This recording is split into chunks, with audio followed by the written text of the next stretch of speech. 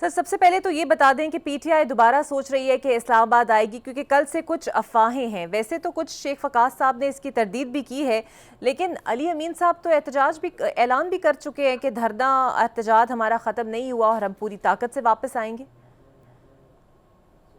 बहुत शुक्रिया। ऐसा कोई फैसला अभी तक नहीं हुआ है, गर्चे पार्टी के अंदर बिलखसूस वर्कर जो हैं वो शिद्दत से मुतालबा कर रहे हैं कि साने डी चौक के बाद जो है इस तरीके से हम अपने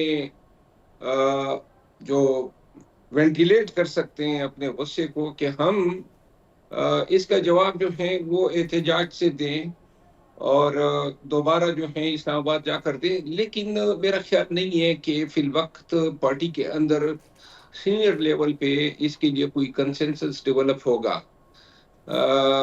मेरा ख्याल नहीं है कि दिसंबर के महीने में इस तरह का एहतजाज मुमकिन होगा। अलबत्ता ये देखना होगा कि इन्होंने अब बेबुनियाद केसेस रजिस्टर किए हैं, मारा भी हमें, दहशतगर्दी की इन्होंने मुल्जिम हम ठहरे हुए हैं।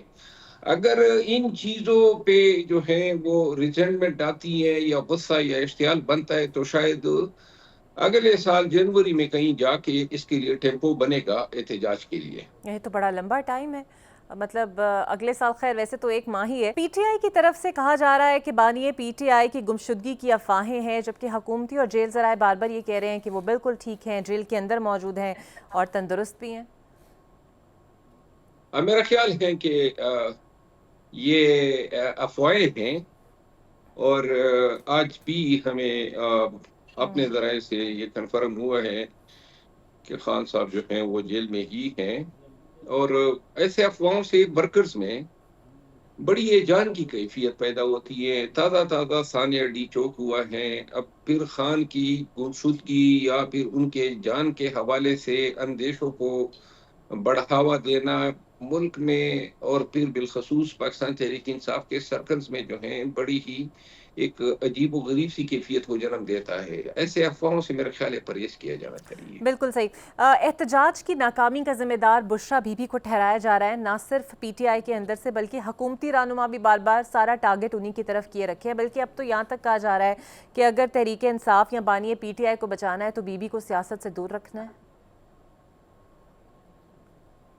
मैं तो खुद जाती तौर पे बीबी साहिबा की सियासत के हक में नहीं रहा हूँ और मैंने तो इब्तिदा में भी कहा था कि खान साहब और पार्टी और हम सब जो हैं पार्टी के अंदर किसी मौरूसी सियासत पे यकीन नहीं रखते हैं। लेकिन ये एहतजाज की नाकामी या कामयाबी ये अभी तक फैसला नहीं हुआ है कि एहतजाज नाकाम हुआ और हमारा देखिए हमारी किस्मत में था कि इनके हाथों हमने मरना था। लेकिन जिन्होंने हमें मारा है और क्यों मारा है कोई अक्ली मंतकी कानूनी अखलाकी दलील ही नहीं है। बस ये अब भी चौंकना है और नाम मारते हैं। तो लिहाजा ये कहना कि हमारा एहतजाज नाकाम हुआ, शायद एहतजाज से इतने असरात मुरतब न होते जितना खुद ही अपने पैरों पे कुल्हाड़ी मार के और जुल्म जबर और चंगेजियत करके इन्होंने वो उन फासलों को जन्म दिया जिनको ब्रिज करना बड़ा मुश्किल हो गया है। बिल्कुल ठीक।